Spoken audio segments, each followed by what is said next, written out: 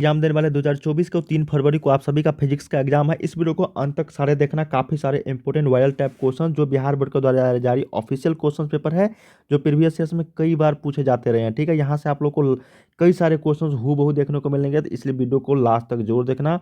यहाँ से लाखों छात्र जो है पहले भी पढ़ाई कर चुके हैं और यहाँ से कई सारे क्वेश्चन जो है हूबहू देखने को मिलते हैं। तो चलिए हम लोग शुरू करते हैं इस वीडियो को अंत तक सारे देखना। उससे पहले मैं चाहूँगा वीडियो को लाइक कर लीजिएगा, चैनल को सब्सक्राइब करके शेयर जरूर करना, और किसी भी तरह का डाउट है तो जरूर कमेंट्स करके बताना। यहाँ पे आप लोगों को सहायता जरूर मिलेगी। ठीक है, तो एक एक प्रश्न आप सभी के लिए इंपॉर्टेंट होगा, और ये वेबसाइट है जो भी क्वेश्चंस वायरल टाइप आएगी उसका आंसर की आप लोगों को इस वेबसाइट की मदद से मिल जाया करेगा। starkstudypoint.com गूगल पे लिखना, या फिर लिंक आपको वीडियो के डिस्क्रिप्शन में दे दूंगा, या फिर गूगल पे जाके सर्च कर सकते हो। ठीक है, टोटल पूर्णांक 70 मार्क्स का रहेगा। टोटल 70 ऑब्जेक्टिव रहने वाले हैं, जिसमें से आपको 35 का ही जवाब देना। ये सारे पैटर्न आपको पता ही चल गया होगा, काफ़ी पिछले 5 सालों से चल रहा है यही पैटर्न। ठीक है ना, तो चलिए हम लोग एक एक प्रश्न को देखते हैं। इस वेबसाइट पे जाके आप लोग जरूर प्रैक्टिस सेट करना। इस वेबसाइट पे कई सारे क्वेश्चन, इंपॉर्टेंट क्वेश्चन जो आप सभी के एग्जाम्स में हूबहू देखने को मिलेंगे, वो अपडेट कर दिया गया है। तो चलिए हम लोग यहाँ पे पहला क्वेश्चन को लोग बढ़ रहे हैं। वीडियो को लास्ट तक जरूर देखना। ठीक है बच्चे, काफ़ी सारे important question, viral type question इस वीडियो में समावेश किया गया है। जितना जल्दी जल्दी प्रैक्टिस कर सको, मैं आप लोग को कम से कम 300 प्लस ऑब्जेक्टिव देने वाला हूँ दोस्तों, जिसमें से सिर्फ और सिर्फ आपको 35 ही बनाने हैं। ठीक है ना, तो समझो कि सारा का सारा आप लोग को ऑब्जेक्टिव मिल जाएगा एग्जाम्स में। देखो, जब भी पूछा जाए एक्स अक्ष की दिशा हो, वाई अक्ष की दिशा हो, या फिर आपको जेड अक्ष की दिशा हो, देखो तीनों आप लोगों को पता होनी चाहिए। ठीक है ना, जब एक्स अक्ष की दिशा में हो तो समविभवी होगा वाई जेड तल में। जब आपको वाई अक्ष में पूछा जाए तो ये हो जाएगा आपका एक्स जेड तल में, और जेड अक्ष पूछा जाए तो ये हो जाएगा एक्स वाई तल में। समझ में, जो अक्ष पूछा जाए उसको हटा के बाकी तल हो जाएगा। जैसे एक्स अक्ष पूछा गया था तो वाई जेड तल में। ठीक है, देखो यहाँ भी एक्स है, यहाँ भी एक्स है, तो ये दोनों नहीं होगा। ठीक है ना, ये होता जेड अक्ष के, ये जेड अक्ष की दिशा में, और ये होता आपका वाई अक्ष की दिशा में। तो इस तरह के प्रश्न जब भी पूछा जाएगा दोस्तों तो आप लोग बना पाओगे, मुझे उम्मीद हो गया है। इस तरह के प्रश्न 1 नंबर आपको कन्फर्म है, रहेगा ही रहेगा। चलिए अगला प्रश्न देख लेते हैं। कहा गया कि एक रेडियो एक्टिव तत्व की जो अर्ध आयु है, हाफ एज जो है यहाँ पे, हाफ लाइफ ऑफ पीरियड, वो है 1600 वर्ष। कितना है? 1600 वर्ष है। ठीक है, इसकी मध्य आयु कितनी होगी? देखिए दोस्तों, हाफ लाइफ निकाला है, टी हाफ। ठीक है ना, मध्य आयु निकालना है आप लोग को। देखिए इसमें हम लोग क्या करेंगे ना 0.693 आप लोग जानते होंगे दोस्तों, 0.693। इसमें हम लोग 1600 में 0.693 से क्या करेंगे, हम लोग भागा दे देंगे। ठीक है, जो आएगा वही इसका क्या होगा, माध्य आयु होगा। क्या होगा? एवरेज लाइफ होगा, एवरेज एज। ठीक है, ये हो जाएगा लगभग 2308 पॉइंट कुछ कुछ होता है। तो इसको हम लोग लगभग में क्या लिखेंगे, 2309 वर्ष। जो ऑप्शन नंबर आपका ए में है यही करेक्ट हो जाएगी। सिंपल प्रश्न है दोस्तों। हो सकता है आपको यहाँ से अंक चेंज कर दे, तो आप क्या करोगे, 0.693 से उसमें भागा दे दोगे। ठीक है, चलिए अगला प्रश्न देख लेते हैं, 3rd नंबर। अंत तक देखना दोस्तों, एक एक प्रश्न मैं आप लोग को बता रहा हूँ, एक एक प्रश्न इंपॉर्टेंट है आप सभी के लिए। ठीक है ना, एग्जाम्स के लिए। किसी अर्धचालक का तापमान गुणांक का जो मान होता है वो क्या होता है, धनात्मक, ऋणात्मक, शून्य या फिर अनंत। देखिए किसी भी अर्धचालक का जो तापमान गुणांक होता है वो आपका दोस्तों ऋणात्मक कहलाता है। क्या होता है? ऋणात्मक होता है, निगेटिव होती है। तो सही उत्तर 3 का क्या हो जाएगा, बी। चलिए अगला प्रश्न देखते हैं, 4th नंबर। कहा गया कि लेजर क्रिया के लिए आवश्यक क्या है? देखिए लेजर एक्शन जो होता है, लेजर के लिए आवश्यक चीज उच्च ताप होता है, अर्धचालक होता है, उच्च दाब, या फिर संख्या परिवर्तन। देखिए लेजर क्रिया के लिए जो आवश्यक होता है ना, वो संख्या परिवर्तन है, पॉपुलेशन इन्वर्सन। सही उत्तर क्या हो जाएगा, ऑप्शन नंबर डी हो जाएगा, संख्या परावर्तन। 4 का सही उत्तर डी। पूछा गया प्रश्न था, स्टार लगा लो, पूछा जाएगा। ठीक है, अगला देख लेते हैं कि ट्रांसफार्मर के क्रोड को परतदार किस लिए रखा जाता है? परतदार रखा जाता है दोस्तों, लेमिनेट किया जाता है कोर को, कोर ऑफ द ट्रांसफार्मर को। ठीक है, ऊर्जा क्षय कम करने के लिए, मात्रा क्षय कम करने के लिए, आवेश क्षय कम करने के लिए, या फिर इनमें से कोई नहीं। देखिए सही उत्तर हो जाएगा इसका, ऊर्जा क्षय को कम करने के लिए इसका उपयोग किया जाता है। 5 का ए सही उत्तर हो जाएगी। 6 नंबर देख लेते हैं, थोड़ा सा फास्ट हम लोग करते हैं दोस्तों, कि इलेक्ट्रॉन, प्रोटॉन और न्यूट्रॉन के लिए जो कौन सी राशि समान होती है? देखिए इलेक्ट्रॉन, प्रोटॉन, न्यूट्रॉन जो है ये पदार्थ के मौलिक कण है दोस्तों, बेसिक पार्टिकल है। इसमें कौन सा राशि जो समान होती है, द्रव्यमान, आवेश, संवेग या फिर ऊर्जा? देखिए इसमें जो राशि जो होती है वो संवेग जो होता है, मोमेंटम आपका, जिसको हम लोग पी से निरूपित करते हैं, वो आपका समान होती है। ठीक है ना, ये संवेग जो राशि है ना तीनों में समान होती है। तो ऑप्शन नंबर 6 का सी के साथ चलेंगे। अगला देख लेते हैं 7 नंबर, कि नाभिकी की खोज किसने किया था? मतलब न्यूक्लियस वाज डिस्कवर्ड बाय। देखिए नाभिकी की जो खोज किया था वो किया था रदरफोर्ड ने। किसने? रदरफोर्ड ने। ठीक है ना, ऑप्शन नंबर 7 का सी। 8 नंबर देख लेते हैं, कि निम्नलिखित में से कौन सा कण विद्युतीय एवं चुंबकीय क्षेत्र एक साथ एक ही समय पर एक ही समय रहने पर अचर वेग से किया जा सकता है। कौन सा कण ऐसा है जो विद्युतीय एवं चुंबकीय क्षेत्र दोनों को एक ही साथ एक ही समय रहने पर अचर वेग से प्राप्त जो है वो किया जा सकता है। यही प्रश्न है ना, इलेक्ट्रॉन, प्रोटॉन, फोटोन या फिर सभी। तो सही उत्तर हो जाएगा आपका फोटोन। क्या हो जाएगा 8 का सी के साथ चलना है फोटोन। चलिए अगला देख लेते हैं 9 नंबर। कहा गया है कि निम्नलिखित में से कौन सी घटना प्रकाश के कण प्रकृति को प्रदर्शित करता है। तो देखिए पदार्थ प्रकाश के कण प्रकृति को, ठीक है ना, यहाँ पे प्रैक्टिकल नेचर ऑफ लाइट को यहाँ पे बोला गया है ना, कण प्रकृति को प्रदर्शित करता है। व्यतिकरण, प्रकाश विद्युत प्रभाव या फिर प्रकाश का ध्रुवण या फिर कैथोड किरण का निकलना। देखिए फोटो इलेक्ट्रिक इफेक्ट जो होता है प्रकाश विद्युत प्रभाव, यही आपको प्रकाश के कण प्रकृति को प्रदर्शित करता है, ठीक है, ये घटना। तो फोटो इलेक्ट्रिक इफेक्ट हो जाए ऑप्शन नंबर बी के साथ चलना है। 10 नंबर, ये तो बहुत ही वीवी है दोस्तों, और हर सेट में, हर एग्जाम्स में, हर प्रीवियस ईयर्स में देखने को मिलेंगे कि भाई पतले प्रिज्म द्वारा न्यूनतम विचलन कोण का जो मान होता है, angle of moment minimum deviation for a thin prism is. तो देखिए μ-1 इंटू क्या होता है, ए होता है μ-1, ये याद रखिएगा। ऑप्शन नंबर आपका सी हो जाएगा 10 का सी, μ-1 इंटू ए। 11 नंबर है कि कांच के समानांतर सतह की पट्टी का फोकस दूरी जो होती है कितनी होती है। देखिए focal length of parallel sided glass slab is अनंत, क्या होता है यहाँ पे अनंत होती है, इनफाइनाइट होती है। तो ऑप्शन नंबर 11 का भी बी सही उत्तर हो जाएगी। अगला देख लेते हैं। अब देखिए हीरा के लिए क्रांति कोण। देखिए दोस्तों 3 तरह के पूछे जाते हैं आप सभी के एग्जाम में, और तीनों दोस्तों एक न एक एग्जाम से आप लोगों से पूछ जाएगा। एक हीरा का, एक कांच का, ठीक है, और एक आपका पानी का।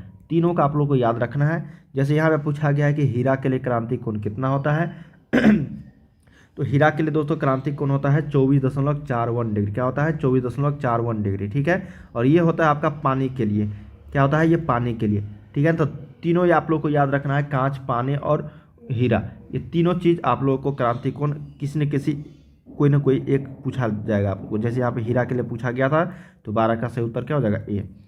चलिए 13 नंबर देख लेते हैं कि अवरोध के किनारे प्रकाश का मुड़ना कहलाता है। देखिए अवरोध के किनारे प्रकाश का जो मुड़ना कहलाता है उसको हम लोग बोलते हैं डिफ्रैक्शन दोस्तों। क्या बोलते हैं, विवर्तन। क्या बोलते हैं, विवर्तन। ऑप्शन नंबर आपको 13 का बी के साथ चलना है, विवर्तन कहते हैं। चलिए अगला देख लेते हैं 14 नंबर कि सामान्य समायोजन में एक सरल सूक्ष्मदर्शी की जो आवर्धन क्षमता होती है। बहुत ही शानदार प्रश्न है दोस्तों, ये होता है आपका 1 + d/f, ठीक है। ऑप्शन नंबर क्या हो जाएगा यहाँ पे, ए इज द राइट आंसर हो जाएगा 14 का सही उत्तर। चलिए 15 नंबर देख लेते हैं कि 4 डायोप्टर क्षमता के लेंस की फोकस दूरी क्या होगी। क्या दिया गया है, डायोप्टर का मान दे दिया गया है आपको 4 डायोप्टर, ठीक है, और हमको फोकस दूरी निकालना है क्या होगा। तो हम लोग जानते हैं दोस्तों डी बराबर होता है 1/f या फिर f बराबर होता है 1/d, ठीक है। तो डी का मान कितना है यहाँ पे 4 है, तो हम लोग सेंटीमीटर में निकालेंगे या फिर मीटर में। देखो अगर हम लोग सेंटीमीटर में निकालेंगे तो ये 100/4 हो जाएगा, तो ये 25 सेंटीमीटर हो जाएगा। तो 25 सेंटीमीटर है, कहीं ऑप्शंस में नहीं है, तो यहाँ पे 0.25 है, ये गलत है। इसको हम लोग 25 सेंटीमीटर को मीटर में बदलेंगे तो 100 से भाग दे देंगे, तो ये हो जाएगा 0.25 मीटर। जो ऑप्शन नंबर आपका ए में है यही करेक्ट हो जाएगी। 4 का क्या हो जाएगा ए, यहाँ सॉरी 15 का ए करेक्ट हो जाएगा यहाँ पे, ठीक है। सिंपल प्रश्न था। अगला देख लेते हैं प्रोटॉन का विराम द्रव्यमान क्या होता है, the rest mass of proton is. देखिए प्रोटॉन का जो विराम द्रव्यमान है, रेस्ट मास है, वो 0 होती है। क्या होती है 0। ऑप्शन नंबर 16 का सही उत्तर ए हो जाएगा। अगला देख लेते हैं 17 नंबर कि फैराडे का विद्युत चुंबकीय प्रेरण का नियम किसके संरक्षण का परिणाम है। बहुत ही शानदार प्रश्न है दोस्तों कि फैराडे का एक विद्युत चुंबकीय प्रेरण का नियम है जो किसके संरक्षण का परिणाम है, ठीक है, वो आपको बताना है। तो सही उत्तर हो जाएगा यहाँ पे 17 का एनर्जी का दोस्तों, है ना, ऊर्जा संरक्षण का ये परिणाम है चुंबकीय प्रेरण का नियम। बहुत ही शानदार प्रश्न है ये, 17 का सही उत्तर हो जाएगा बी एनर्जी। अगला देख लेते हैं 18 नंबर कि गर्म करने पर अर्धचालकों का प्रतिरोध क्या होता है। अर्धचालक सेमीकंडक्टर्स ऑफ रेसिस्टेंस यहाँ पे ऑन हीटिंग, हीट देने पर गर्म चालकों का, गर्म करने पर अर्धचालकों का जो प्रतिरोध होता है वो क्या होगा। देखिए किसी भी चीज़ को अगर हम लोग गर्म कर देंगे, अर्धचालक पदार्थ को, अर्धचालक का कोई भी तत्व को, तो उसका प्रतिरोध जो होगा वो डिक्रीजेज होगा। क्या होगा, डिक्रीजेज होगा। सही उत्तर क्या हो जाएगा 18 का ए। चलो 19 नंबर देख लेते हैं कि निम्नलिखित में से किसका अपर्तांक सबसे अधिक हो। ये देखिए क्लास 10th 9th से भी आप लोग पढ़ रहे होंगे कि हीरा का जो सबसे ज़्यादा अपवर्तनांक होता है दुनिया में, ठीक है, दुनिया में जितने भी तत्व है पदार्थ है उसमें सबसे ज़्यादा हीरा का अपवर्तनांक होता है 2.42 के आसपास। क्या था? 2.42 के आसपास होता है। तो 19 का सही उत्तर क्या हो जाएगा? सी। अगला देख लेते हैं कि मानव नेत्र का विभेदन क्षमता होता है। देखिए मानव नेत्र का जो विभेदन क्षमता होता है, the resolving power of a human eyes, ये पूछा गया प्रश्न दोस्तों। सही उत्तर हो जाएगा 60 सेकेंड। क्या हो जाएगा? 60 सेकेंड। 20 का बी आपका सही उत्तर। अगला देख लेते हैं कि नंड गेट के लिए बुलियन व्यंजक। देखिए तीन तरह के बेसिक गेट होते हैं और यहाँ पे चारों में से किसी न किसी एक चीज़ का आपको बुलियन व्यंजक जो है पूछ लिया जाएगा। हर बार एग्जाम में पूछे जाते हैं, तो एक चीज़ आपको याद रखना है। यहाँ पे नंड गेट पूछ दिया गया है, तो नंड गेट का बुलियन व्यंजक होता है ए डॉट बी के ऊपर रेकरिंग बराबर होता है वाई, जो ऑप्शन नंबर आपका ए में है। ठीक है, सही उत्तर क्या हो जाएगा? 21 का ए। अगला देख लेते हैं 22 नंबर की 1 किलोग्राम मात्रा के तुल्य ऊर्जा लगभग कितनी होती है। देखिए 1 किलोग्राम मात्रा का तुल्य ऊर्जा लगभग होता है दोस्तों 10 के पावर 17 जूल के बराबर। किसके? 17 जूल के बराबर। तो ऑप्शन नंबर क्या हो जाएगा? 22 का सी। ये आपको याद रखना होगा कि 1 किलोग्राम मात्रा तुल्य के ऊर्जा जो है लगभग कितनी होती है? वो 10 के पावर 17 जूल। ठीक है ना, उसको जूल में बदलना होगा, तो ये 10 के पावर 7 जूल के बराबर आ जाता है, इक्विवेलेंट हो जाती है। 23 नंबर है कि सूर्य की ऊर्जा का क्या कारण है। देखिए सूर्य की ऊर्जा का जो कारण है वो नाभिकीय संलयन है दोस्तों। ठीक है ना, ऑप्शन नंबर बी के साथ चलना है, न्यूक्लियर फ्यूजन। ऑप्शन नंबर 23 का क्या हो जाएगा? बी। सूर्य का जो विकिरण है, किरण जो है, वो नाभिकीय संलयन के द्वारा ही हम लोगों के पास पहुंचता है। तो ऑप्शन नंबर क्या हो जाएगा? 23 का बी। निम्नलिखित में से किसका वेधन क्षमता अधिकतम होती है। तो देखिए वेधन क्षमता की अगर बात करेंगे सबसे ज़्यादा होती है दोस्तों, वो तो आपका गामा रेज का। किसके? गामा रेज का। तो 24 का सही उत्तर क्या हो जाएगा? डी। बहुत ही शानदार प्रश्न है गामा रेज। अगला देख लेते हैं 25 नंबर की ट्रांजिस्टर में पीएन जंक्शन की संख्या कितनी होती है। तो देखिए ट्रांजिस्टर में जो होती है पीएन जंक्शन, उसकी संख्या की बात करेंगे तो वो 2 होती है। कितनी होती है? 2 होती है। तो ऑप्शन नंबर 25 का भी सही उत्तर बी के साथ चलना है। 26 नंबर देख लेते हैं कि अल्फा कण जो होता है वो क्या होता है। देखिए अल्फा कण जो होता है वो आपका हीलियम न्यूक्लियस है दोस्तों, हीलियम का नाभिक होता है। सही उत्तर क्या हो जाएगा? 26 का ए, हीलियम नाभिक। अल्फा कण हीलियम नाभिक। अगला देख लेते हैं 27 नंबर कि उत्सर्जित फोटो इलेक्ट्रॉन की ऊर्जा निर्भर करती है किस पे। देखिए उत्सर्जित फोटो इलेक्ट्रॉन की जो ऊर्जा निर्भर करती है वो निर्भर करती है प्रकाश के वेवलेंथ पे। ठीक है ना, वेवलेंथ ऑफ लाइट, प्रकाश के तरंग दैर्ध्य पे उत्सर्जित फोटो इलेक्ट्रॉन की ऊर्जा निर्भर करती है। तो 27 का सही उत्तर क्या हो जाएगा? ए। दोस्तों इस तरीके के प्रश्न मैं आप लोगों को कई बार यहाँ पे अपलोड करने वाला हूँ, बताने वाला हूँ। सारे जितने भी मैंने आप लोगों को बताया कि 300 प्लस प्रश्न मैं आप लोगों के लेकर आ रहा हूँ, एक ही वीडियो में मैं आप लोग को डाल दूंगा ताकि सभी प्रश्न आपको एक ही जगह मिल जाए। ठीक है, तो वीडियो को सब्सक्राइब कर लेना दोस्तों चैनल को, ताकि इसी तरीके से नया पार्ट लेकर आएगा, नोटिफिकेशन आपको मिलता रहेगा। अब 28 नंबर है दोस्तों, और ये सारे क्वेश्चन जितने भी मैं बता रहा हूँ बहुत ही इंपॉर्टेंट है। ठीक है ना, अब देखिए यहाँ पे सामान्य मानव आँख के लिए स्पष्ट दृष्टि का न्यूनतम दूरी, कहीं कहीं आप लोगों को न्यूनतम फोकस दूरी देखने को मिलेंगे, तो फोकस दूरी वाला में अलग आंसर हो जाती है। ठीक है ना, उसमें भी आपको 25 सेंटीमीटर दिया रहेगा, जो गलत हो जाएगी। तो 28 का क्या हो जाएगा? सही उत्तर सी करेक्ट हो जाएगी। अगला देख लेते हैं 29 नंबर की एक उत्तल लेंस का ऊपरी आधा भाग को अगर काला कर दिया जाता है तो उसके सामने रखी वस्तु के जो प्रतिबिंब होगा, बहुत ही शानदार प्रश्न है, याद रख लीजिएगा। जब भी इस तरह के प्रश्न उत्तल लेंस को, मान लो कि ये उत्तल लेंस है, इसके आधे भाग को अगर काले रंग से हम लोग यहाँ पे काले रंग से अगर इसको क्या किया, घेर दिया, आधा भाग को काला कर दिया गया है, तो उसके सामने रखी वस्तु के जो प्रतिबिंब होगा ना, वो क्या होगा? उसकी तीव्रता घटेगी, इंटेंसिटी जो है उसकी रिड्यूसेज होगी। तो सही उत्तर क्या हो जाएगा? 29 का सी करेक्ट हो जाएगी। तीव्रता जो है घटेगी, आकार से कोई फर्क नहीं इसको नहीं पड़ेगा। ठीक है, तीव्रता जो है वो घटेगी सिर्फ। अगला है 30 नंबर की एक समान फोकस दूरी f के दो लेंस संपर्क में समान प्रधान अक्ष पर रखा जाए तो समतुल्य फोकस दूरी क्या होगी। तो उसी तरीके से जैसे 1/f हम लोग निकालते हैं दोस्तों, तो 1/ ये f1 हो जाएगा और ये 1/f2 हो जाएगी। समझ में आ रही ना, तो ये हो जाएगा आपका f1 प्लस f2 बटा में f1 into f2। ठीक है, तो ये ऊपर में चला जाता है आप लोगों का, तो सही उत्तर यहाँ पे क्या हो जाएगा? f/2 हो जाएगा। क्या हो जाएगा? f/2। ऑप्शन नंबर यहाँ पे सी जो है ये करेक्ट हो जाएगी। ठीक है ना, चलिए अगला देख लेते हैं यहाँ पे कि फैराडे नियतांक का मात्रक क्या होता है। देखिए फैराडे नियतांक का जो मात्रक होता है वो कूलम्ब पर मोल होता है। क्या होता है? कूलम्ब पर मोल। ऑप्शन नंबर बी करेक्ट हो जाएगी। 31 का क्या हो जाएगा? बी यहाँ पे सही उत्तर। 32 देख लेते हैं कि चोक कुंडली का शक्ति गुणांक होता है। देखिए चोक कुंडली का शक्ति गुणांक जो होता है वो 0 के बराबर होती है। सही उत्तर the power factor of choke coil is option number 32 का ए करेक्ट। चलिए 33 नंबर देख लेते हैं कि समान प्रतिरोध वाले n प्रतिरोधों का श्रेणी क्रम तथा समांतर क्रम संयोजन से प्राप्त समतुल्य प्रतिरोधों का अनुपात क्या होता है। देखिए एक बार हम लोग क्या करेंगे, और प्रतिरोध वाले हैं इसका मतलब धारा से रिलेटेड है दोस्तों, ठीक है ना, धारिता से नहीं है, धारा से, ठीक है ना।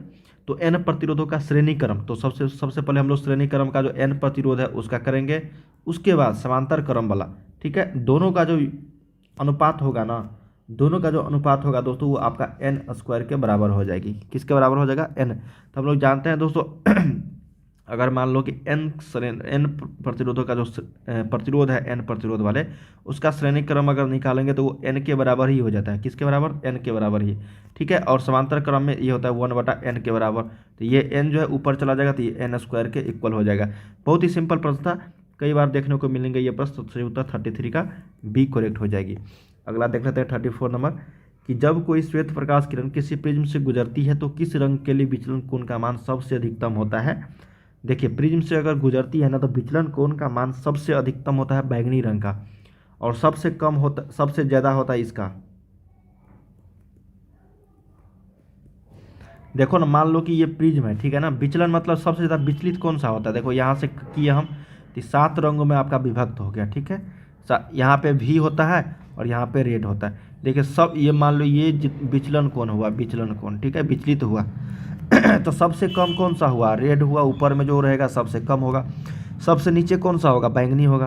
तो ऑप्शन नंबर किसके साथ चलेंगे, 34 का बी सही उत्तर। 35 देख लेते हैं कि दो उत्तल लेंस परस्पर संपर्क में है तो समतुल्य लेंस जो होगा वो क्या होगा। देखिए जब दो उत्तल लेंस परस्पर संपर्क में है तब भी समतुल्य लेंस इसका जो है उत्तल ही होगा, कन्वेक्स ही होगा, ठीक है। तो ऑप्शन नंबर क्या हो जाएगा, बी करेक्ट हो जाएगा। मान लो कि ये उत्तल लेंस है आपका और साथ में इसका सटे हुए जो है उत्तल लेंस है, तो दोनों जो लेंस होगा वो क्या होगा बताओ, उत्तल लेंस की तरह ही व्यवहार करेगा ना। तो ऑप्शन नंबर किसके साथ चलेंगे, बी के साथ। तो दोस्तों हम लोगों ने यहाँ पे टोटल जितने भी प्रश्न किए हैं वो 35। इसके आगे के प्रश्न हम लोग अगले वीडियो में कवर करने वाले हैं, इसलिए चैनल को सब्सक्राइब कर लीजिएगा, वीडियो को लाइक करके शेयर जरूर कर दीजिए अपने दोस्तों में, ताकि इसी तरीके के कई सारे क्वेश्चंस आप सभी को सीधे देखने को मिलेंगे दोस्तों। तो चलिए हम लोग मिलते हैं अगले वीडियो में। चैनल को सब्सक्राइब कर लीजिएगा और वेबसाइट पे जाइए, डिस्क्रिप्शन में लिंक दिया गया है।